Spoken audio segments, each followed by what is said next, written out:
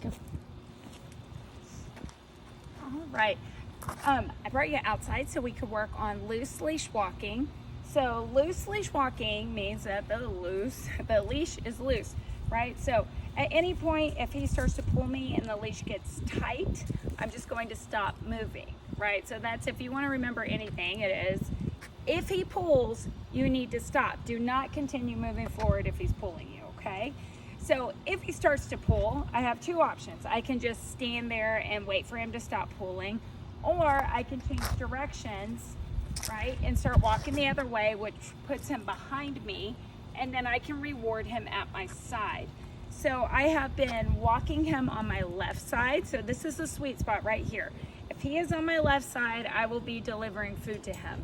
If he gets up ahead of me, that's okay, as long as he's not pulling, right? As long as he's keeping a pace, that still is keeping our leash loose. So I will talk to him. I'll tell him, let's go. Let's go means to walk forward. Easy means slow it down. Hurry means to speed up. So if he is ahead of me, walking nicely, I'm not going to treat him, right? But we'll continue to walk. If he is at my left side, I will reward him. If he pulls, I stop. If he keeps pulling, I change direction. So that's our basics on the walking, okay? You can add in coming when called, you can have him sit, you can have him do whatever. Typically when he's out, he's much more distracted than what we had inside, but that's okay. If you keep working with him, he's just gonna get better and better. So I can start my treat or walk by priming him so I can show him I have a piece of food. He's a little over the food right now because we've just done a bunch of training. Typically I do a walking training session where we're outside or we're inside. I don't do both back to back, but because of the videos, we're doing a lot of training. So you can tell, like, his tail's tucked. He's kind of looking around. I just had a UPS guy pull up right here. So there was a loud truck.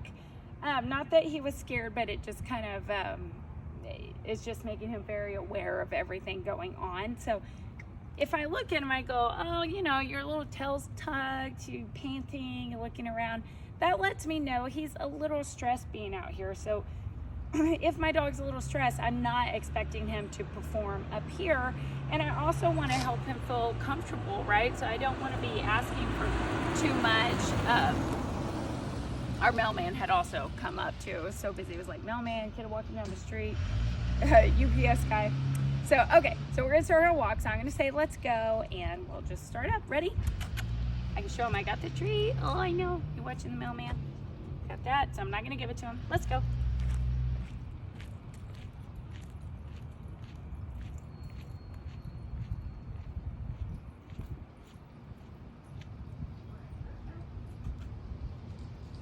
Let's go, all right. Oh boy. Oh boy, nice, easy. So easy to slow down, hurry, right? So let's go just means let's move.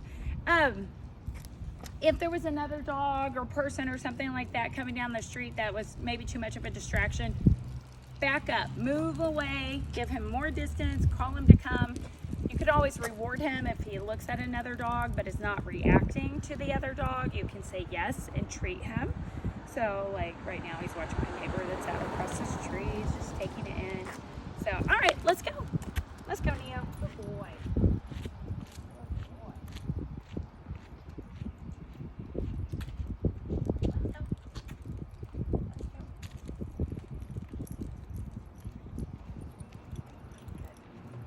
Now, I did switch him over to a harness that is a front attachment harness. What that does is it leads him from the front of the chest.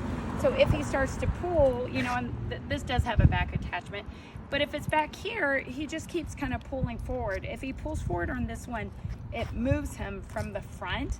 So if I need to turn him, it's easier. Good, let's go. Let's go. Good. And I can send you which harness we've been using to see if you want to get one of those. So good. All right. All right.